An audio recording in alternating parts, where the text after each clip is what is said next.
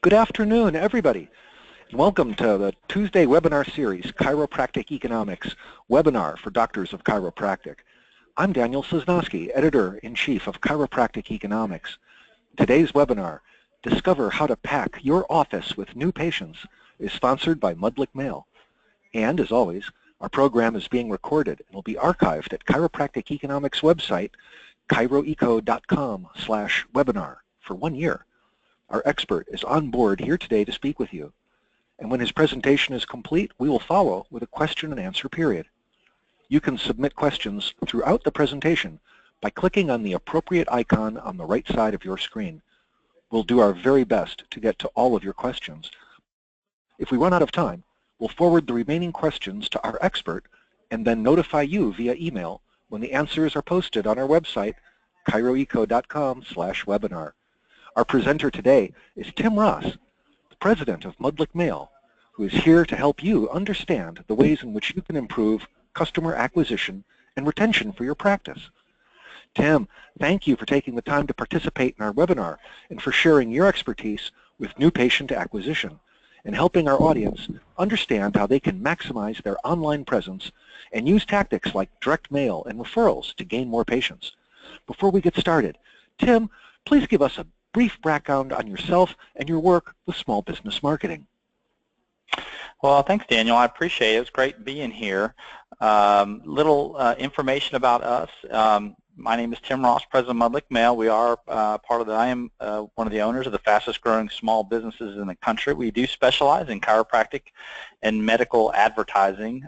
We work with over 2,000 businesses, do about 10 to 12 million direct mail pieces per month, and we were rated as a top 10 direct mail company in 2014 and 15. And one of the things that Daniel and I were talking about earlier was just the need to help small business to truly understand what it's like to be a small business owner. I've been a small business owner myself. I understand what it takes to try to generate opportunities and patients and business and give people an opportunity to grow. And so that's one of the things at Mudlick Mail we really look forward to, is really sharing with you, as a small business ourselves, how can we grow. We've been very fortunate where Mudlick Mail will do probably a little over $44 million in sales. I started this company about 8 years ago, brick by brick, and I'm going to walk you guys through some of the things that we did as a company to help build our clientele as it relates directly to your chiropractic industry. Well, very good. So, Tim, would you like to go ahead and begin our presentation? Absolutely. Thank you so much, Daniel. All right, guys. Well, real quickly here, what I wanted to cover, these are some of the topics that we're going to cover today. We're going to talk a little bit about, in general, about the chiropractic industry, some marketing strategy and tactics. We're going to talk a little bit about how we set a budget and timeline and determining what's right for you. And we'll have a little Q&A at the end of the presentation, as Daniel had mentioned. Now, I will tell you, it's probably only going to be about 30 or 35 minutes. So it's a very small presentation, very quick one, but it's going to be chock full of information. So I would definitely be ready to take some notes, and let's get started. One of the things when I talk with small business owners is you just can never stop marketing. There's different times of the year, everybody's industry, and we work with all kinds of different industries at Mudlick Mail, but specifically in the chiropractic industry is you just can never stop marketing. One of the mistakes we see a lot of times with small businesses out there is you get busy and you just stop marketing. And you're trying to catch up with the patients you're dealing with, and then what happens is you don't have this pipeline of customers kind of on their way back into your office. And so demand for chiropractic care is exploding. It's an $80 billion industry. You know, you guys are having to deal with insurance nightmares. You're trying to attract new patients. I will tell you, there's 74,000 is the number of practicing chiros in the United States. They're anticipating just in 2015, they estimated about 4,000 graduates would come out of chiropractic colleges. So the great news is there is a big demand for those services. We work with a lot of companies, a lot of chiropractic folks who are trying to really move out of the insurance-based business into the cash-based business, which is a huge, real push right now. We've got a lot of relationships with companies like Freedom Practice Coaching and some others that do a great job of pushing and teaching how to do that type of business. But I will tell you that you can never stop marketing. You've got to have something out there in your community, in your market area, that that's touting your services, that's telling people about you, because with the chiropractic industry, what we do know is we don't know when people will need you. We won't know when they'll have certain ailments or injuries or medical conditions that will cause them to need that service. And so that's why consistency in your marketing plan has got to be a critical component, and you don't want to slow down just because you get busy or just because it's a certain time of the year. Don't take that time off. I will tell you, that's how people fall behind. Some of the marketing strategies that you guys need to be aware with, one is you have to establish your growth goals. How big do you want to be? And I will tell you, in a lot of these strategies, there is no right answer. A lot of it's got to be based on what you want to achieve. But if you don't write down your goals, if you don't know where you're going, you're not going to be able to know if you've got there. And so it seems very simple, but with a lot of small businesses, some of the key things I see mistakes made are you haven't established what is your goals. Do you have a budget? Do you have a P&L? Are you tracking what your expenses are? Are you writing these things down? What is your market potential? How many customers are in your market area? If you're a general chiropractor and you're just trying to focus in on general area, how many competitors are in your area? Do they offer the same services you do? You know, how many customers are in your area and what do they look like? You know, we do a lot of, you know, market potential reports. It's a little comment I made there on the slide, because we can tell you exactly how many customers, how many patients, and what their incomes are. Do they have kids? Are there specific ailments about them, diabetes, things that are important to you? But do you know what your market potential is? Do you know how many good customers are? And then diversify your methods. Marketing is a collection of touches. Anytime you guys get a marketing person there and they say, hey, this is the way to do it, this is the way that works, those are the guys that I'd be throwing up a red flag on. Marketing has always been a collection of touches. We'll talk about this in a little bit, but it's going to be a balance of a multitude of tactics. We're going to explain those tactics. So the idea is that you guys understand how each tactic works and how you can institute it at your practice. Set a budget. You have marketing. If you're looking at marketing and advertising as an expense, then you'll never spend it. It'll be the first thing you cut, the first thing you stop. So when you set a budget, you have to set your goals and budget at the same time. And here's why that's important. You're trying to bring in additional 50 patients per month. Well, what's that going to take? What kind of budget's necessary to do that? And then are you holding yourself or your marketing or your salespeople accountable generating that response? So if you're going to spend X amount of dollars, you're going to spend $3,000 on marketing, is that enough to generate 50 patients? And if so, if not, what changes do you need to make? So setting a budget and using marketing where marketing is effective, meaning it's marketing tactics you use that are a revenue stream for you. It's not an expense. An expense is when you guys spend money and you have no return on something. And that happens a lot these days. You know, a lot of times we can confuse marketing and advertising with really a donation. For instance, if you sponsor a Little League team or you put a banner up at a high school or something like that, those are all good things, but they don't really necessarily drive business and patients to you. Those are things that are great. They're more donations. Marketing and advertising really deals with what marketing tactic am I using? Direct mail, email, website. What tactic am I using, and what is my goal on that tactic? Set a calendar. You need to have an understanding of when you're going to market, what days of the week, what days of the month.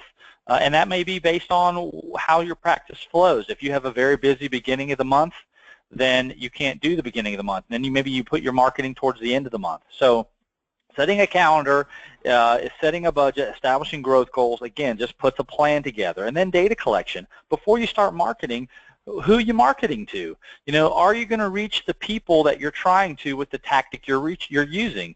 For instance, I have a lot of people that they want to use, their main focus is digital, it's online. And that's okay, but understand digital marketing and online presence is a very reactive way to market, meaning you're waiting for people to come search for you, right? And so if that's how you want to handle customers, then understand that's the kind of return you get. It's a little slower, it's not as consistent, and you may have good months or good weeks and bad weeks. It just depends on who's searching, right? And what other competition is coming up right next to you when they do search you. So data collection is more important about really understanding how you're going to market, how are you going to then, as the next one explains, measure and refine. How are you going to measure your response? So if you use direct mail, email, website, whatever it might be, any marketing tactic you use, you should be able to measure it so that you can then refine it. Meaning if you can't judge whether it's working or not, then you have to scratch your head, is this something I want to do? And so for me as a small business owner, I do all kinds of marketing too. I do direct mail just like I sell to my customers, but I also have a website. I do pay-per-clicks, I do SEO, right? And these are things that for me have worked, but I judge and track them. And so if my pay-per-clicks, if I'm spending, $50,000 on pay-per-clicks, what's my return on that? And if I'm not getting a good return on that, what changes do I need to make? Do I change the types of keywords I'm using to be searched, or is that just not a great tactic and I move more money into a different marketing tactic? But if you can't measure it, then you can't change it. And so we want to make decisions in business based on hard data, and that's why that part's critical. And then do it all over again. Once you have the secret sauce, you keep doing it over and over and over. We work with hundreds of different chiropractic practices. A lot of the guys are real successful seminar guys. They're cash business. They go after thyroid, diabetes, real specific customers who have medical ailments, and their conversion rate is tremendous because this is a personal need. So they've found their niche. So they market to these people with direct mail. They have a great website. They have some good pay-per-clicks, and they get the right people in. They book them in, and they do the seminars. They convert the people into office appointments, and then convert them into plans, and it works for them. And so they do it over and over and over. So let's dig down deep now into some real specifics for you guys.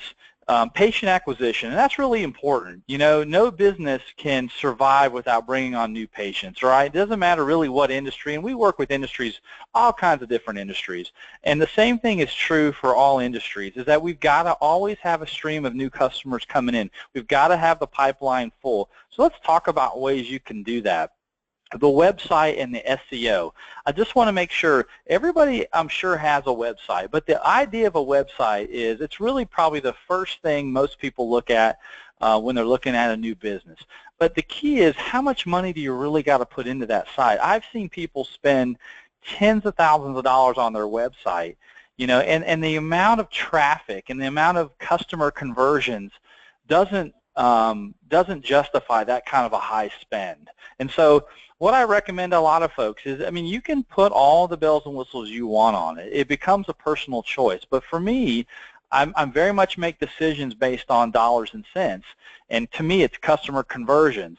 So for me, I'm going to create a website that talks a little bit about what I do, how I do it, where I'm located, why I'm different, and how people can contact me. And I have a form on there that they can fill out, because a lot of people don't like to pick up the phone. They like to find out information, and they don't like to talk to people. Unfortunately, we're in that time frame in life, where, you guys see it with your kids, man. Everybody's communicating with text and Snapchat and all these.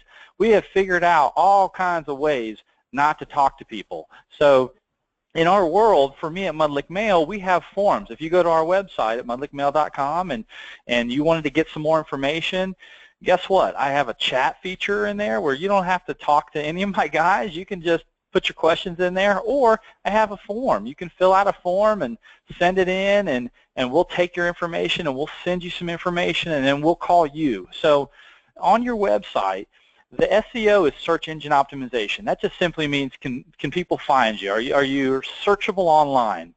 But what I want you to make sure is, really the website, a lot of the best traffic you get is direct traffic, meaning you used a postcard, a referral, a drive-by, a handout, you sponsored something and your name's on it, and people just go to that site.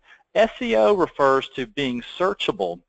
So that is like, well, I kind of look at that as a hamster on a wheel that just never gets anywhere.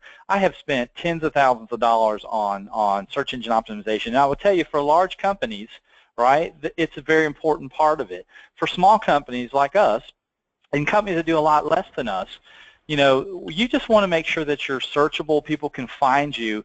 For instance, if you're in Atlanta, Georgia, your practice in Atlanta, Georgia, and someone searches, chiropractic care Atlanta, Georgia, you want to come up locally, right? But if someone searches chiropractic services and you're in Atlanta and someone is in, Orlando, Florida, or maybe they're in Dalton, Georgia, several hours away, that's where you don't want to come up. And so what I find sometimes is the spend that you guys are doing for your website needs to be proportionate to your little local area. But the website, again, is about conversion. So the items I mentioned earlier are really your critical components. Paid search, also known as pay-per-clicks, right? This is how Google makes billions of dollars, right? That's where you guys select keywords that if people search those words, it's like an online auction, right? If you win the auction or you're in the top 2, 3, because Google's kind of changed their algorithm here recently. They used to be, if you go on site, online now, remember there used to be Google where you had some links in the top of it and you had a bunch of links on the far right. That's all paid search. And now what Google's done is said, well, people are trying to circumvent our system. We're going to change the algorithm around a little bit, and now you've got to be in the top 2 or 3 or 4 to get on that front page. And what happens is it's just the auction price just went up, so everybody's paying more money. And so pay-per-clicks, though, is a real critical component. But when you guys talk about, well, how much should you spend and what words should you use, here's the advice I'll give to you. For pay-per-clicks, you still want to keep it very focused to your area. That's why, as we spent on the previous slide, we talked about your market area. You need to know where your market area is. Majority of your customers are going to come probably from that 3, 4, 5 mile radius, maybe 10 if you're doing seminars on real specific medical conditions. You can get out a little bit farther, but they're usually in some areas that are traditionally dense, which is kind of mildly populated or heavily populated. There's plenty of customers right in that general area. So same concept with your SEO, your search engine optimization. Pay-per-clicks needs to be very localized. You need to work keywords that identifies your practice so that when people search that you guys can be found. But spending thousands and thousands of dollars, again, only makes sense based on the return, right? So if you're going to spend $2,000 on pay-per-clicks, if that means you're going to, at a 50% gross profit, you're going to have to make $4,000 off customers who came through pay-per-clicks to find you to make that money up. So if you guys start thinking like that, see, that's how I, as a business owner, think. If I'm going to spend money on direct mail, website, whatever I'm spending money on, how do I get my money back? What's my ROI? How am I going to get that ROI? How am I going to track it? So when you talk about spending money on these things, that's what I want you to think about. Direct mail is something that we do. I will tell you the greatest thing, whether you use Mudlick Mail or not, about direct mail is it allows you to target a real specific person geographically around your practice, economically, meaning income, how many kids they have, and most importantly, which we've seen a lot higher conversions on nowadays, is you can actually get information about specific ailments. Do they have diabetes, thyroid disease, fibromyalgia? Are there certain things that are important to you guys, certain specific medical conditions like neuropathy that you guys focus on? There's ways to target those customers these days, which allows you then to have a better customer conversion. See, direct mail is a very proactive way to physically reach out to customers and tell them about yourself, to get them to come in, right? The other ways I mentioned, pay-per-clicks and SEO, all your online stuff is very reactive, meaning you're waiting for people to search you out, and then you don't really know who's searching you. You have to kind of dig in and do some more work with these folks, where direct mail is a very more direct approach. Classified ads, I know the newspapers, I will tell you, are not the greatest and strongest, but I will tell you there are some organizations out there. I've worked with a couple of guys. Dr. Beck is one of the guys that's in the industry pretty heavily, does very well with newspaper ads. So I think your market will depend on whether that's well or not. The problem with newspapers is it's in a heavy decline, traditionally focuses on an older audience, so you don't kind of catch the entire broad audience that would maybe appeal to your services. Television and radio, I'm going to kind of pick up the pace a little bit on with these guys, is that it's very much a branding thing. I will tell you, some even the regional companies that we work with now don't even use television and radio. It's very much branding. It's everybody's got DVRs and Sirius radio, XM radio, so it's really hard to target customers these days that actually meet your criteria, income, economically, right, geographically, do they have certain special conditions? And so that's why you see some advertising for large national organizations will do some big branding, but for you as an individual practice, or maybe you're a multi-unit practice, it's hard to make the numbers work. Referrals and social media. Referrals, I will tell you, the best thing that you got going right there is referrals, right? So I would just encourage you guys, if you don't have an active referral program, build one. It could be anything from a card, $100 off. If you refer somebody in, you get $100 off, or your next treatment's free, or something like that. It is the best way to drive people in. It's the least expensive way because you reward the referral after the customers come in. So very big point. And then social media, here's what I'll tell you about social media, that I think it's great to have some interaction with your customers in your area. It's just really, you can't really make a ton of money that way. I think there's not a lot of people that are following, following you just because you're a chiropractic location, and likes and shares don't pay the bills. It's kind of how I look at it. I think it's great to have communication. I think that it's not a bad thing to do, but I think when you talk about patient acquisition, new customers, that's more of a retention, cultivation type piece. So just set expectations accordingly. All right, so now I left a little example of some things that we've done for some folks before as well, where we did a 3 consecutive mail campaign. And so direct mail can be something that can be real effective for you guys. The key is, and I put on there, regardless of the marketing you're doing, it's your messaging. Please make sure the message you're doing has got to be compelling. It's got to be something that would interest somebody to come try and check you out. And so please make sure that that's a part of all of your marketing. Let's talk about the marketing mix right now. I put some great stats on here. I know they're going to record this and you guys can access this later, but this is where I want you guys to think about it. Even though I'm in the direct mail business, I still myself personally use a multitude of touches. Direct mail is the #1 vehicle that I use to grow my business. I went from 0 to I'll do 44 million this year, and a lot of it's been on the back of direct mail. But I also do email. Email is a great way for me to keep in touch with my existing customers, guys that have come in, maybe they've fallen off. I can try to woo them back. So having some sort of campaign like that is important. Multi-channel marketing can expect at least a 10% increase in bottom line revenue. And what that really means is if you guys can touch people in different ways, you're going to get a better response. People respond differently.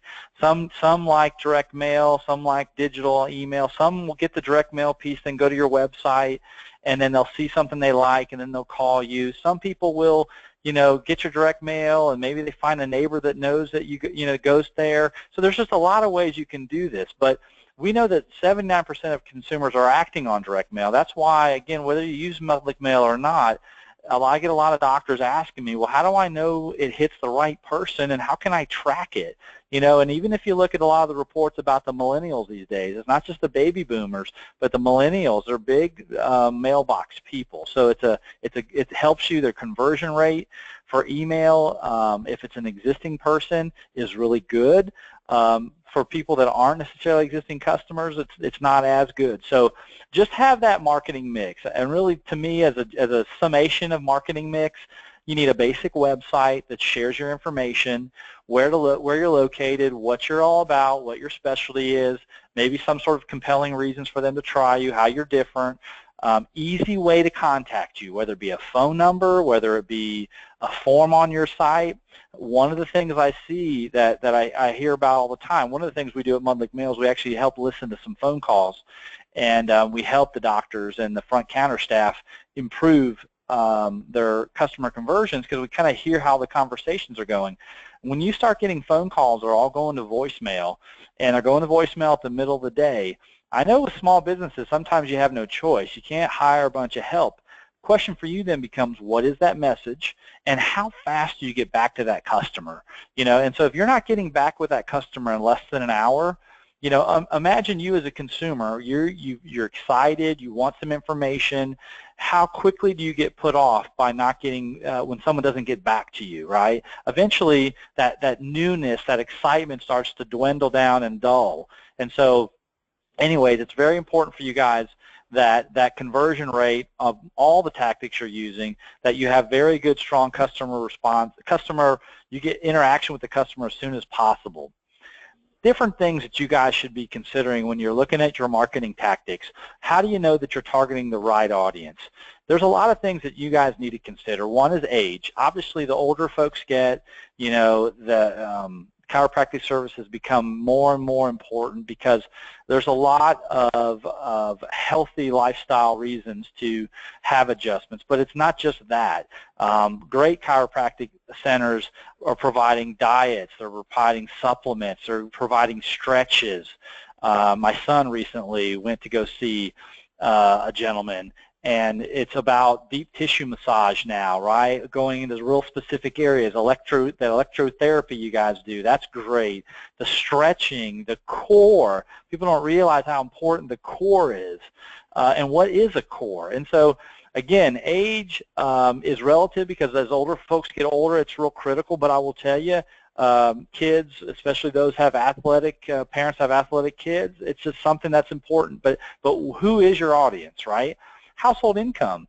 It's great to have insurance. I think people should all have to, at least try to be able to take it, but cash business is the way to go. So if you could target people that had spendable income, that when they came there, it wasn't about, well, how much is it? It was, hey, when can we get started and how fast can you get me feeling better, And when people are really sick, and there's things where people are getting engaged with even higher, there's, chiropractors that work with folks that are cancer patients, and all kinds of all kinds of relief is being found by all kinds of non-traditional medicine that the chiropractors are offering.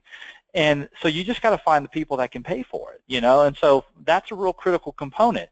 Medical treatments we just talked about, more and more as chiropractic work becomes more mainstream and people truly realize how important this profession is and how life-altering it is when they appropriately use someone in this industry. The medical treatments are unbelievable. So how are we sharing that information? I think the conversion we've had with our seminar guys is that, if you have a serious medical condition, whether it be a diabetes or a thyroid or something like that, and we physically reach out to that person and you give them treatment opportunities, that's where you get a better customer conversion. When you send out a generic postcard and you're looking for just basically, hey, does your back hurt? Does your legs hurt? Does do you have headaches? That's a very general thing where, we've got to get more compelling. And so anyways, by sharing more specific medical treatments,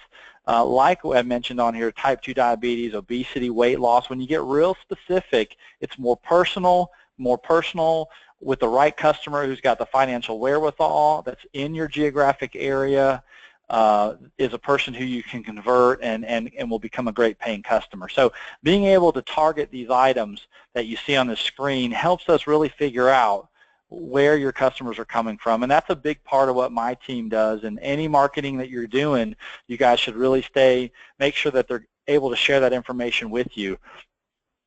Different options, guys. I'm going to kind of quickly go through this, but there's all kinds. For us, magnet mailers, giant postcards, gift cards, newsletters. There's loyalty programs in the far bottom right. That's just a quick example. But the idea is, hey, are we attracting the right patients? Location, the age, income, do they have high cholesterol? What kind of medical treatments, type 2 diabetes, obesity, all these things. Let's target the right people with the right message. And the last part here I want to talk about is more educational, is that, DM for direct mail, SEM for search engine, or I'm sorry, for search engine marketing, and then SEO, obviously search engine optimization.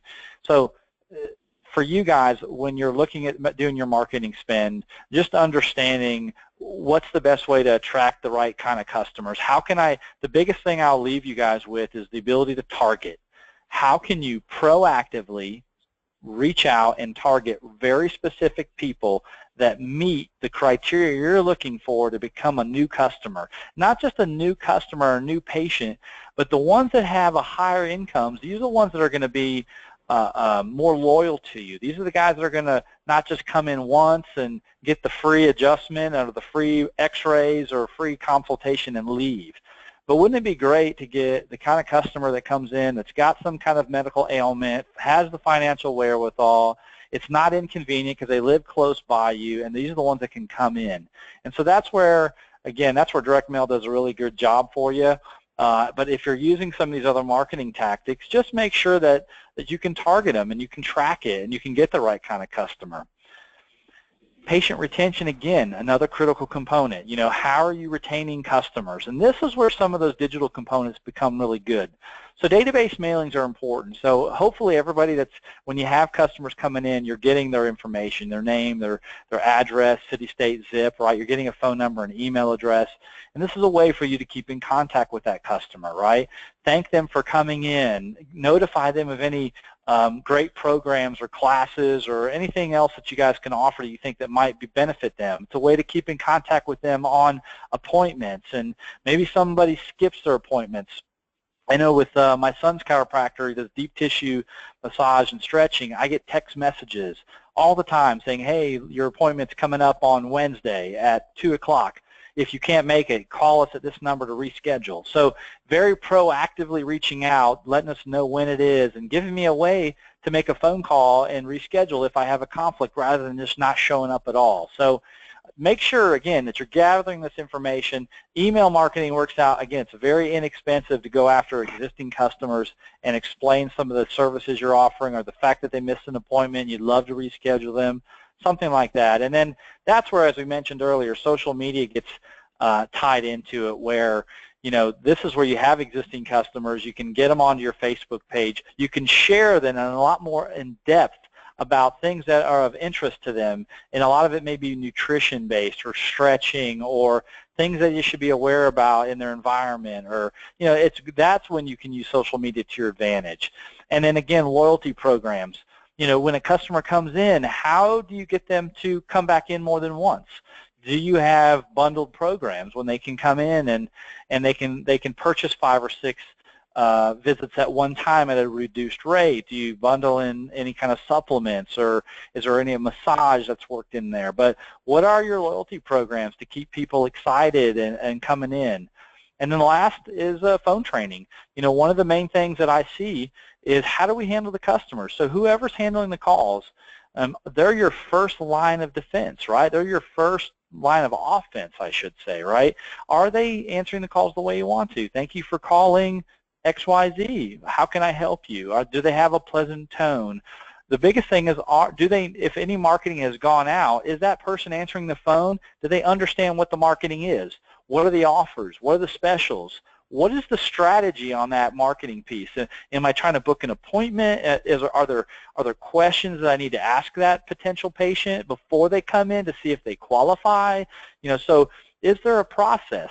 Simply having a phone number out there and having people answer the phone, hello, this is Tim, how can I help you? Or hello, you've called, you know, Dr. John, how can I help you? And not having a plan in place, a process to take customers through the sales process into a conversion to the office. That's where a lot of folks can lose the patient. So, and again, it costs a lot more to acquire a new patient than just hold on to the one you have. Okay, so here's some examples. I wanted to give you guys some examples of some things you can send out. Some people send these out via direct mail. There's certainly a better response rate because it's a hard copy in a mailbox. And again, there's not a lot of competition doing this. So when you're doing this, you're one of the few out there. And that's where you're seeing a lot of domination in that industry for the folks who do this consistently. But you can take the same concept and roll that into an email program as well. A lot of the folks that we work with do both. And so email is a very inexpensive way. But again, it's critical that you have all your patients' information before you do that. Winning business with referrals, and we've talked about this earlier, if you have to actively pursue referrals, both internally and externally. What's that mean? You know, when your patients come in, do you have a referral program for your patients if they refer other patients?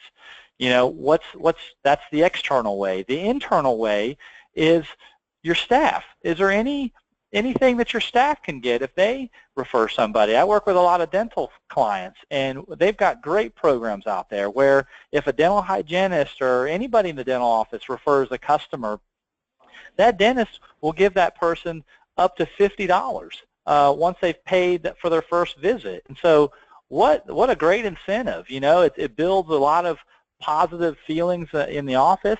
It's a great reward, and for folks that come in, that's a lot of money. So anyways, what kind of internal and external referrals do you have? Because it's very important. That is easy money business there. Marketing consistency. Again, as we talked about at the beginning, if you're trying to grow a small business, and I don't care what industry you're in, you have got to have a consistent marketing plan. Is your website up to date? Does it have all the services and things that you offer? Customer reviews are important these days, right? You know, don't get so bogged down by one bad review. Everybody's going to have some bad reviews. Bad reviews can come from a lot of different people. We've had them, you know, at our, my partner's got a bunch of different businesses. You're always going to get disgruntled employees or that one customer you just can't please.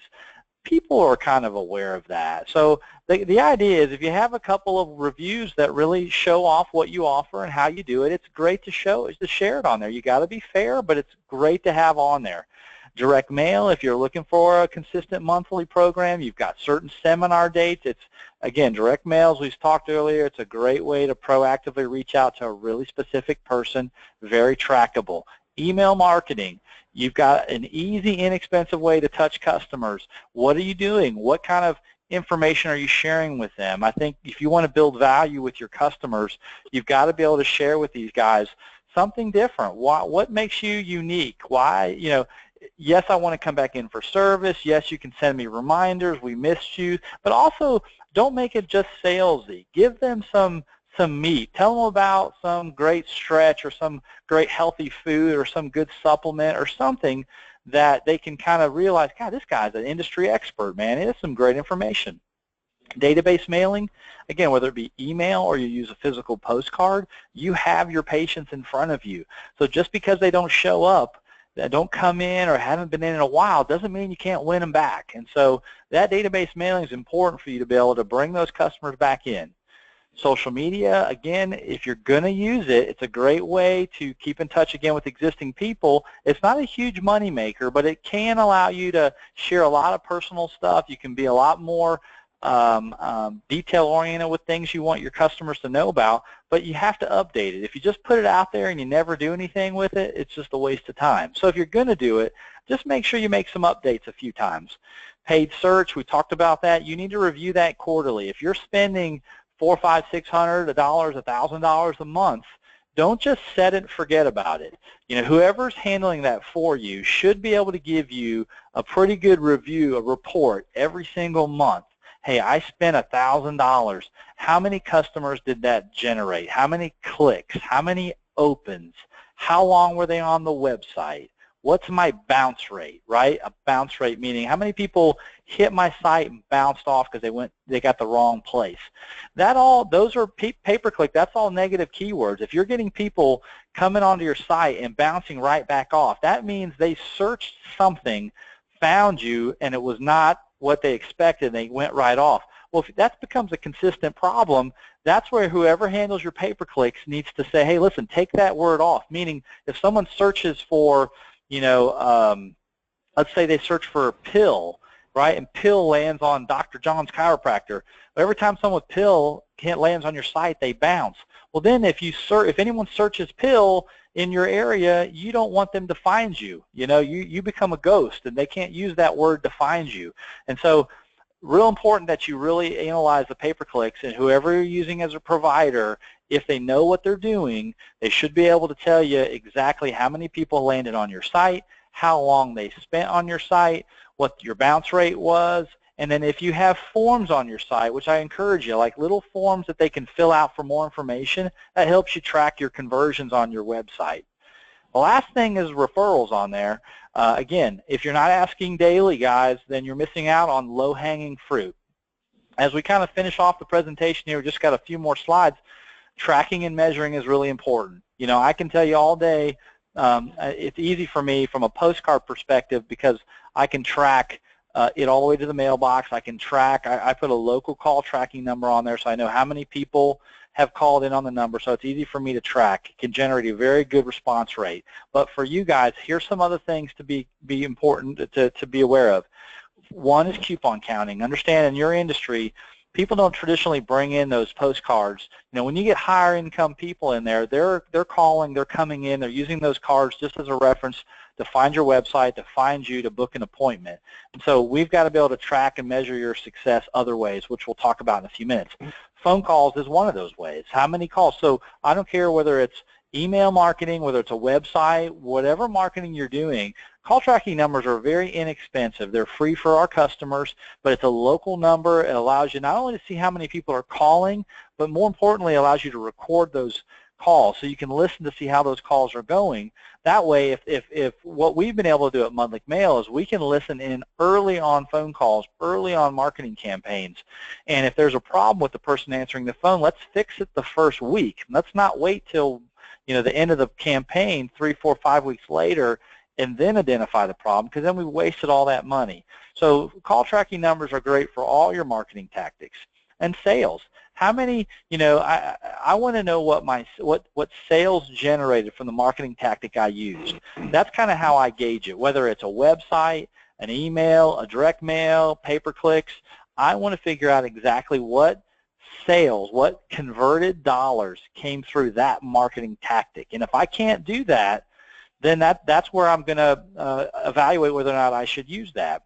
Website sessions, we talked about that. Who's ever handling your website should be able to give you information about what's going on. Paid search conversions, again, how many people clicked on your site and then filled out a form, or maybe they called a call tracking number on there, but how long were they on their site?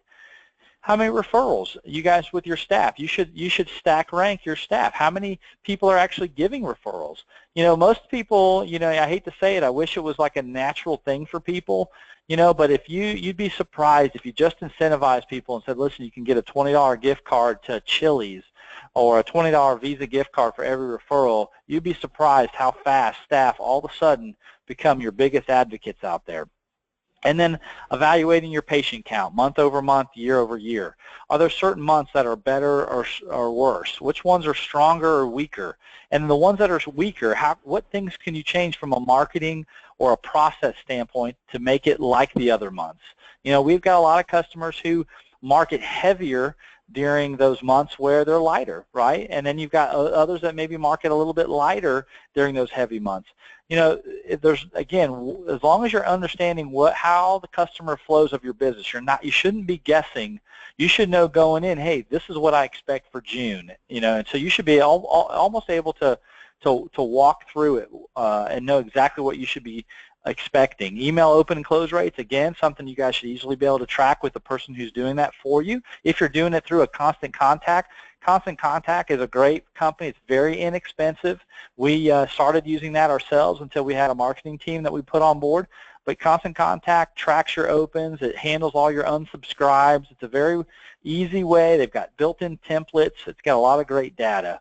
And then the last part of that is your social media. There is ways that you guys can evaluate if you have a company page, just evaluate it. See how things are going.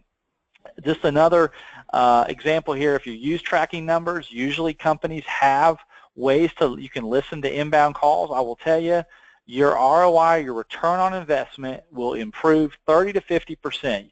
Imagine if you could take a look at your patients and how many you saw, and you look at how many phone calls came in, and what if you could convert 30 to 50% more of those inbound phone calls into patients? Would that make a big difference to you guys? Because what happens is when you tell your staff you're listening to phone calls for training purposes, it's not a gotcha. We're not trying to fire people, but it holds people accountable. It's really hard as a small business owner who's got 1,000 things going on. I live it every day, right? I've got 1,000 things going on. It's hard for me to spend time listening to phone calls. Now for us, we actually listen to them for you. We'll email them to you. We're very proactive on that because it's a big part of marketing being successful is being able to track that and fix problems. But for folks, like if you guys are out there, it's just telling people you're recording calls. I don't tell them it's just inbound for postcards. I just tell them we record phone calls. It's going to allow you guys to really make sure that your guys are following a script and they're doing the things that you want them to do.